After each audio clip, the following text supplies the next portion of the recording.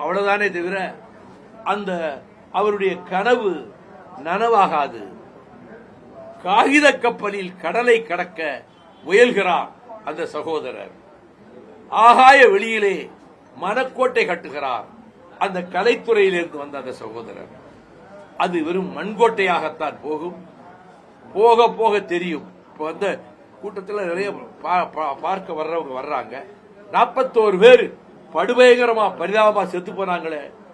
இவர் உடனே திருச்சியிலாவது தங்கியிருந்து மறுநாள் போய் அந்த பாடியை பார்த்து மாலை வைக்க வேண்டாமா? சென்னைக்கே விரைந்து விட்டார்.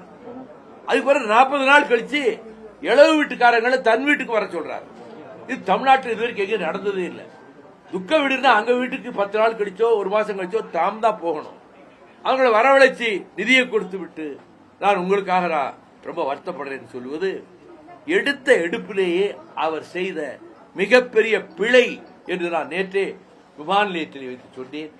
ஆக முதல் கோணல் முற்றும் கோணல் என்பதைப் போல தொடக்க நிகழ்ச்சியிலேயே அவர் பொறுப்பற்று நடந்து கொண்டதா, இப்படி நடந்து விட்டதே என்கிற குற்ற உணர்ச்சி துளியளவும் இல்லாமல் அவர் நடந்து கொண்டதால் அவர் பொது வாழ்வில் அவர் நினைக்கிற இடத்துக்கு வர முடியாது.